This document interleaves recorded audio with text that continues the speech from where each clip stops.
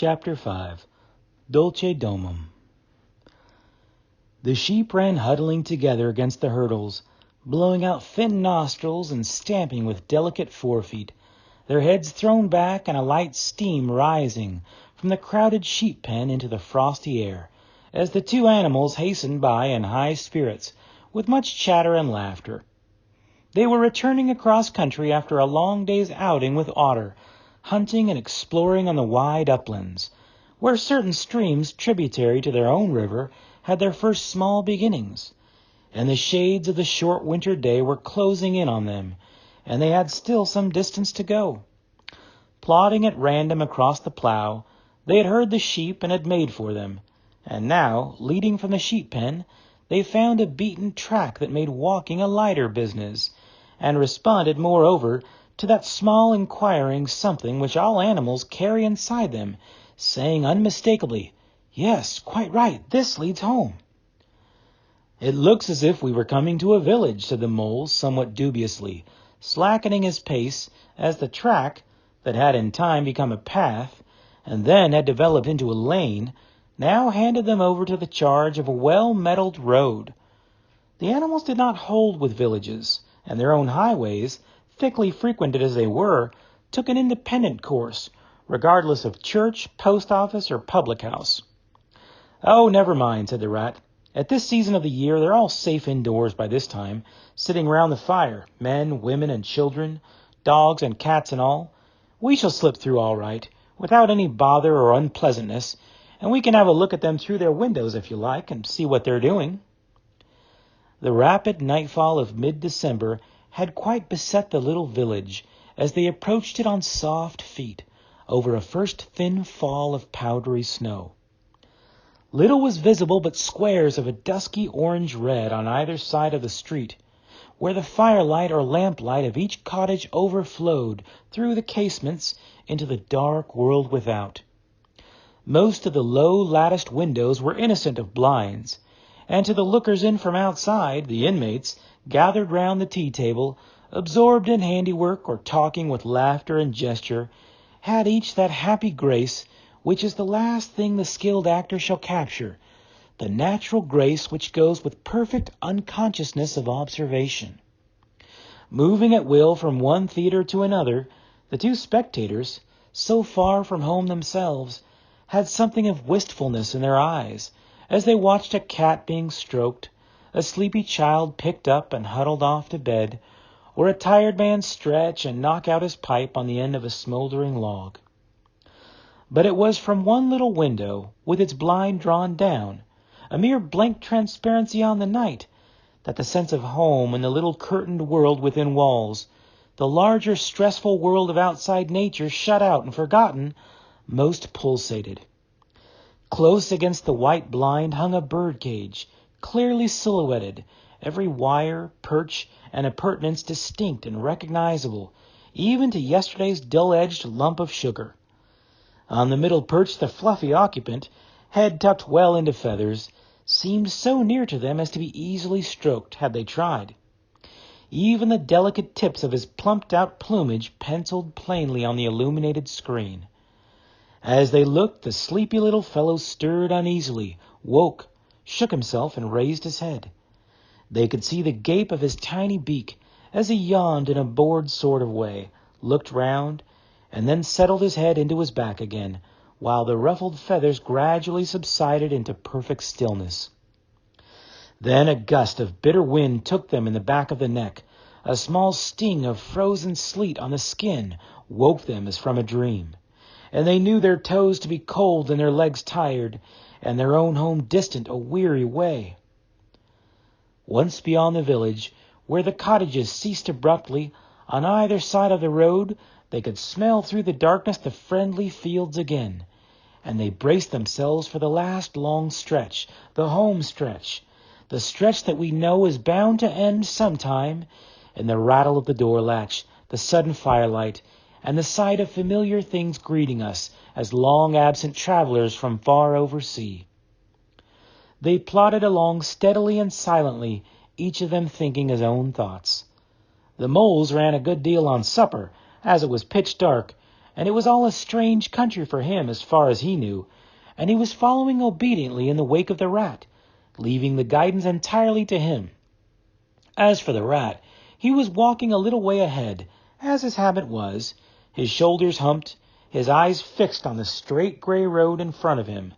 So he did not notice poor Mole when suddenly the summons reached him and took him like an electric shock. We others, who have long lost the more subtle of the physical senses, have not even proper terms to express an animal's intercommunications with his surroundings, living or otherwise, and have only the word smell, for instance, to include the whole range of delicate thrills which murmur in the nose of the animal night and day, summoning, warning, inciting, repelling. It was one of these mysterious fairy calls from out the void that suddenly reached Mole in the darkness, making him tingle through and through with its very familiar appeal, even while yet he could not clearly remember what it was. He stopped dead in his tracks, his nose searching hither and thither in its efforts to recapture the fine filament, the telegraphic current that had so strongly moved him. A moment, and he had caught it again, and with it this time came recollection in fullest flood. Home! That was what they meant, those caressing appeals, those soft touches wafted through the air, those invisible little hands pulling and tugging, all one way. Why, it must be quite close by him at that moment, his old home that he had hurriedly forsaken and never sought again, that day when he first found the river. And now it was sending out its scouts and its messengers to capture him and bring him in. Since his escape on that bright morning, he had hardly given it a thought, so absorbed had he been in his new life, in all its pleasures, its surprises, its fresh and captivating experiences. Now, with a rush of old memories, how clearly it stood up before him in the darkness. Shabby indeed, and small and poorly furnished, and yet his, the home he had made for himself, the home he had been so happy to get back to after his day's work. And the home had been happy with him too, evidently, and was missing him, and wanted him back, and was telling him so, through his nose, sorrowfully, reproachfully, but with no bitterness or anger, only with plaintive reminder that it was there and wanted him. The call was clear, the summons was plain. He must obey it instantly and go. "Ratty!" he called, full of joyful excitement. "Hold on! Come back! I want you! Quick!" "Oh, come along, Mole, do!" replied the rat cheerfully, still plodding along. "Please stop, Ratty!" pleaded the poor Mole, in anguish of heart. "You don't understand. It's my home, my old home. I've just come across the smell of it, and it's close by here, really quite close, and I must go to it. I must. Oh, come back, Ratty. Please come back."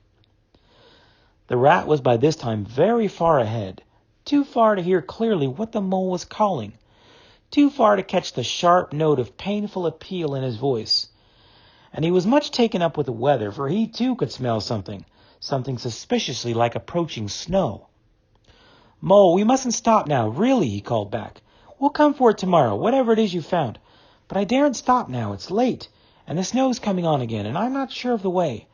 And I want your nose, Mole, so come on quick, there's a good fellow." And the rat pressed forward on his way without waiting for an answer. Poor Mole stood alone in the road, his heart torn asunder, and a big sob gathering somewhere low down inside him, to leap up to the surface presently, he knew, in passionate escape. But even under such a test as this, his loyalty to his friend stood firm. Never for a moment did he dream of abandoning him. Meanwhile, the wafts from his old home pleaded, whispered, conjured, and finally claimed him imperiously. He dared not tarry longer within their magic circle.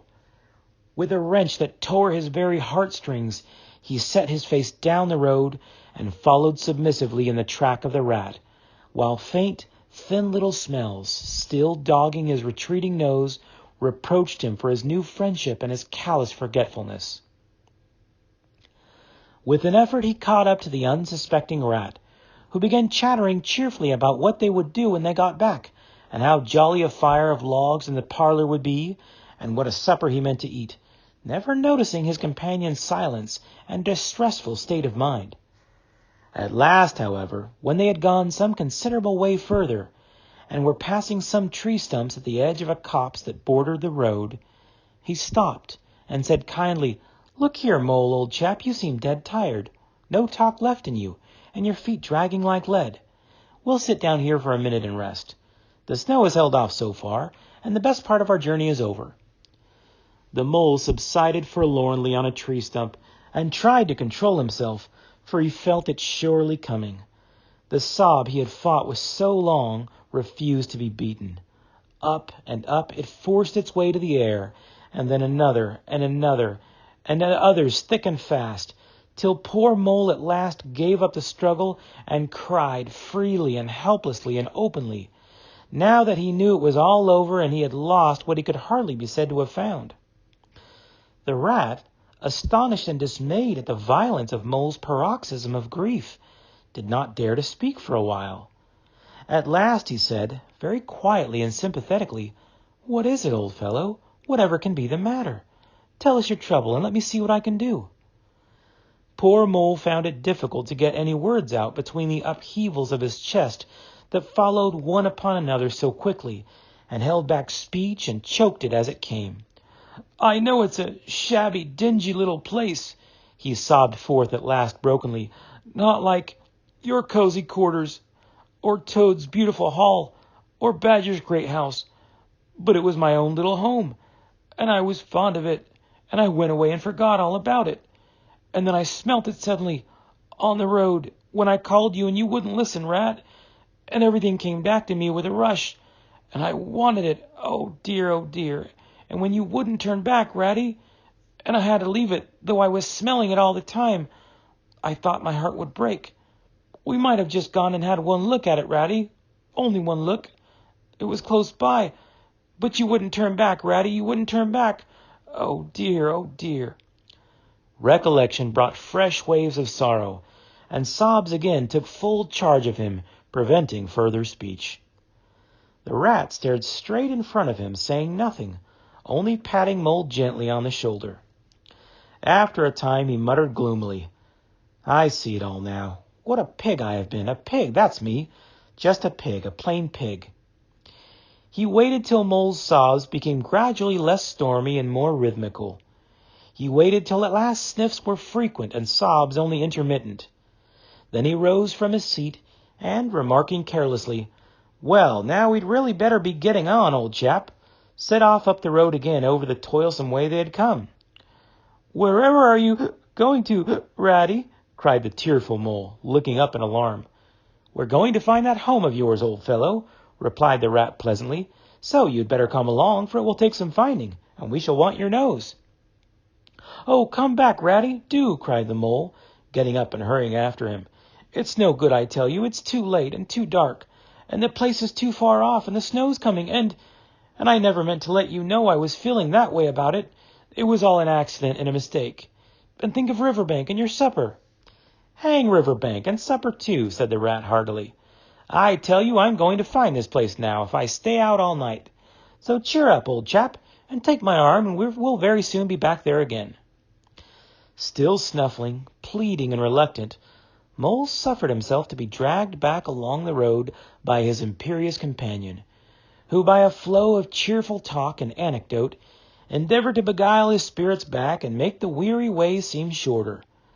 When at last it seemed to the Rat that they must be nearing that part of the road where the Mole had been held up, he said, "Now, no more talking. Business. Use your nose and give your mind to it." They moved on in silence for some little way, when suddenly the Rat was conscious, through his arm that was linked in Mole's, of a faint sort of electric thrill that was passing down that animal's body. Instantly he disengaged himself, fell back a pace, and waited, all attention. The signals were coming through. Mole stood a moment rigid, while his uplifted nose, quivering slightly, felt the air. Then a short, quick run forward, a halt, a check, a try back, and then a slow, steady, confident advance. The Rat, much excited, kept close to his heels as the Mole, with something of the air of a sleepwalker, crossed a dry ditch, scrambled through a hedge, and nosed his way over a field open and trackless and bare in the faint starlight. Suddenly, without giving warning, he dived, but the rat was on the alert and promptly followed him down the tunnel to which his unerring nose had faithfully led him. It was close and airless, and the earthy smell was strong, and it seemed a long time to Rat ere the passage ended, and he could stand erect and stretch and shake himself. The mole struck a match, and by its light the rat saw that they were standing in an open space, neatly swept and sanded underfoot, and directly facing them was Mole's little front door, with Mole End painted in Gothic lettering over the bell pull at the side. Mole reached down a lantern from a nail on the wall and lit it, and the rat, looking round him, saw that they were in a sort of forecourt. A garden seat stood on one side of the door, and on the other a roller, for the mole, who was a tidy animal when at home, could not stand having his ground kicked up by other animals into little runs that ended in earth heaps. On the walls hung wire baskets with ferns in them, alternating with brackets carrying plaster statuary, Garibaldi and the infant Samuel and Queen Victoria, and other heroes of modern Italy. Down on one side of the forecourt ran a skittle alley, with benches along it and little wooden tables marked with rings that hinted at beer mugs. In the middle was a small round pond containing goldfish, and surrounded by a cockleshell border. Out of the center of the pond rose a fanciful erection clothed in more cockleshells, and topped by a large silvered glass ball that reflected everything all wrong and had a very pleasing effect. Mole's face beamed at the sight of all these objects so dear to him, and he hurried Rat through the door, lit a lamp in the hall, and took one glance round his old home. He saw the dust lying thick on everything, saw the cheerless, deserted look of the long-neglected house, and its narrow, meager dimensions, its worn and shabby contents, and collapsed again on a hall chair, his nose to his paws. "Oh, Ratty," he cried dismally, "why ever did I do it? Why did I bring you to this poor, cold little place, on a night like this, when you might have been at River Bank by this time, toasting your toes before a blazing fire, with all your own nice things about you?" The rat paid no heed to his doleful self-reproaches. He was running here and there, opening doors, inspecting rooms and cupboards, and lighting lamps and candles and sticking them up everywhere. "What a capital little house this is," he called out cheerily. "So compact, so well planned. Everything here and everything in its place.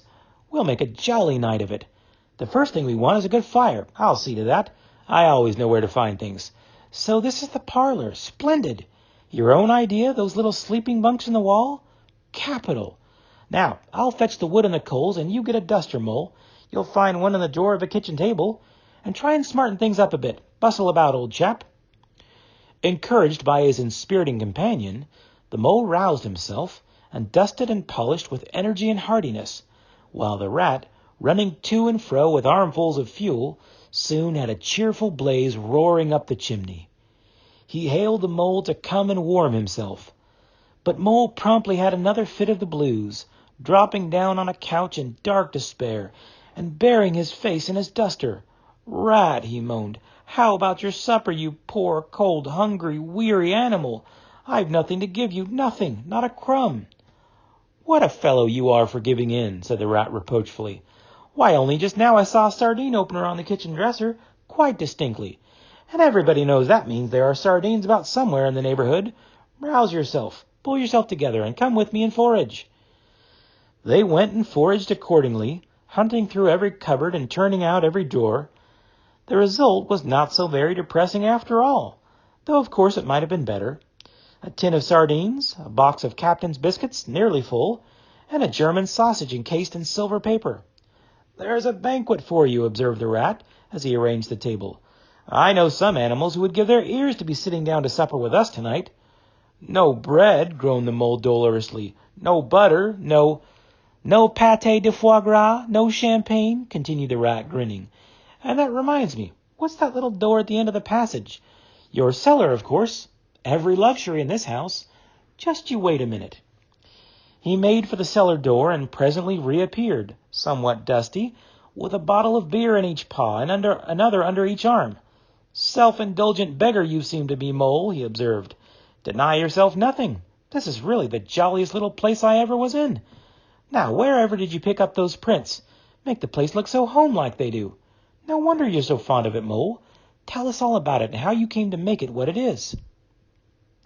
Then, while the rat busied himself fetching plates and knives and forks, and mustard which he mixed in an egg cup, the mole, his bosom still heaving with the stress of his recent emotion, related, somewhat shyly at first, but with more freedom as he warmed to his subject, how this was planned, and how that was thought out, and how this was got through a windfall from an ant, and that was a wonderful find and a bargain, and this other thing was bought out of laborious savings and a certain amount of going without. His spirits finally quite restored, he must needs go and caress his possessions, and take a lamp and show off their points to his visitor, and expatiate on them, quite forgetful of the supper they both so much needed. Rat, who was desperately hungry but strove to conceal it, nodding seriously, examining with a puckered brow and saying "wonderful" and "most remarkable" at intervals, when the chance for an observation was given him. At last the rat succeeded in decoying him to the table, and had just got seriously to work with the sardine opener, when sounds were heard from the forecourt without, sounds like the scuffling of small feet in the gravel, and a confused murmur of tiny voices, while broken sentences reached them.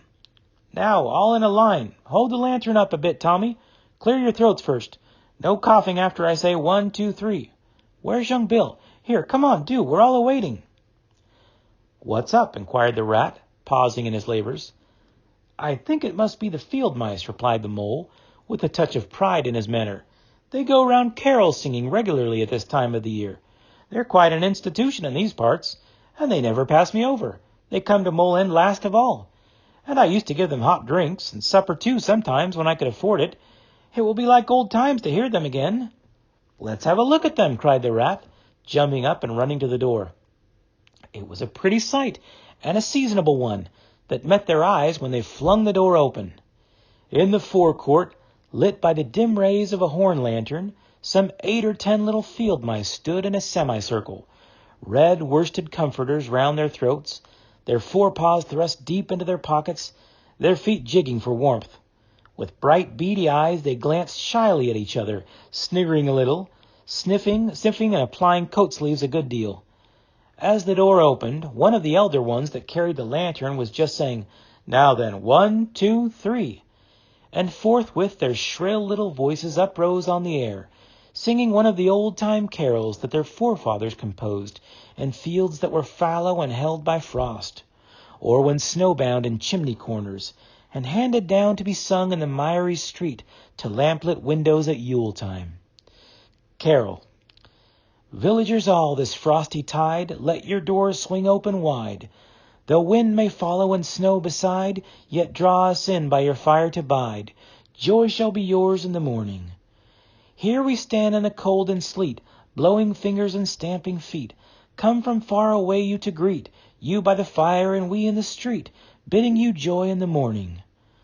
For ere one half of the night was gone, sudden a star has led us on, raining bliss and benison, bliss tomorrow and more anon, joy for every morning. Goodman Joseph toiled through the snow, saw the star o'er a stable low. Mary she might not further go, welcome thatch and litter below, joy was hers in the morning. And then they heard the angels tell, who were the first to cry Noel. Animals all, as it befell, in the stable where they did dwell, joy shall be theirs in the morning. The voices ceased.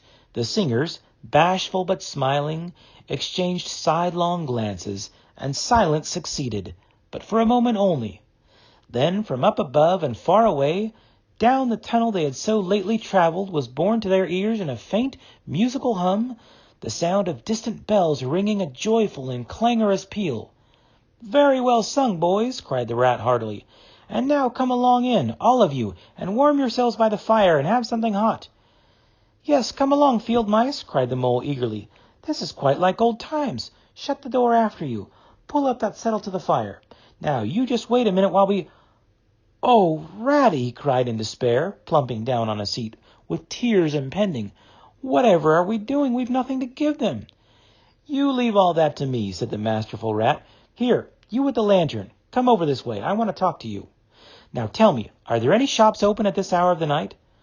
"Why, certainly, sir," replied the field mouse respectfully. "At this time of the year our shops keep open to all sorts of hours." "Then look here," said the rat. "You go off at once, you and your lantern, and you get me—" Here much muttered conversation ensued, and the mole only heard bits of it, such as, "Fresh, mind. No, a pound of that will do. See you get Buggins's, for I won't have any other. No, only the best. If you can't get it there, try somewhere else. Yes, of course, homemade, no tin stuff. Well, then, do the best you can." Finally, there was a chink of coin passing from paw to paw. The field mouse was provided with an ample basket for his purchases, and off he hurried, he and his lantern. The rest of the field mice, perched in a row on the settle, their small legs swinging, gave themselves up to enjoyment of the fire, and toasted their chilblains till they tingled, while the mole, failing to draw them into easy conversation, plunged into family history, and made each of them recite the names of his numerous brothers, who were too young, it appeared, to be allowed to go out a-caroling this year, but looked forward very shortly to winning the parental consent. The rat, meanwhile, was busy examining the label on one of the beer bottles. "I perceive this to be old Burton," he remarked approvingly. "Sensible mole, the very thing. Now we shall be able to mull some ale.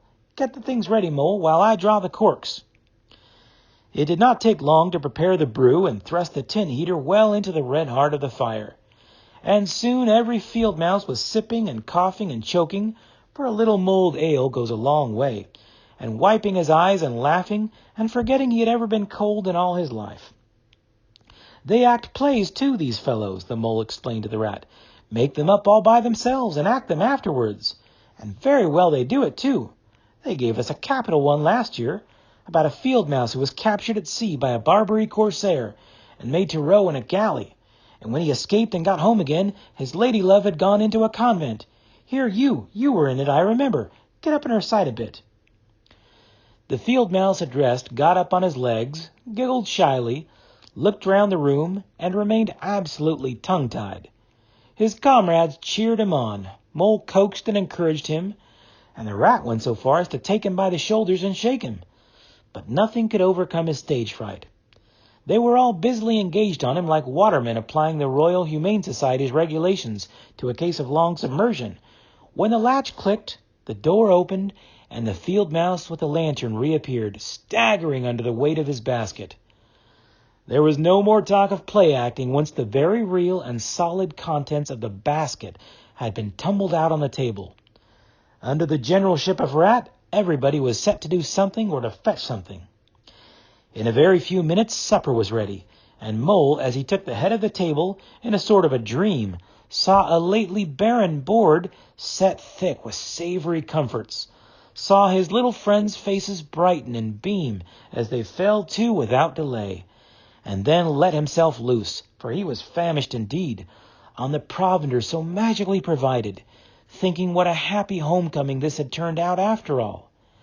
As they ate, they talked of old times, and the field mice gave him the local gossip up to date, and answered as well as they could the 100 questions he had to ask them. The rat said little or nothing, only taking care that each guest had what he wanted and plenty of it, and that Mole had no trouble or anxiety about anything. They clattered off at last, very grateful and showering wishes of the season, with their jacket pockets stuffed with remembrances for the small brothers and sisters at home. When the door had closed on the last of them, and the chink of the lanterns had died away, Mole and Rat kicked the fire up, drew their chairs in, brewed themselves a last nightcap of mulled ale, and discussed the events of the long day.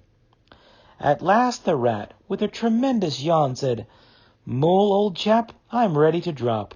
Sleepy is simply not the word. That your own bunk over on that side? Very well, then, I'll take this. What a ripping little house this is. Everything's so handy."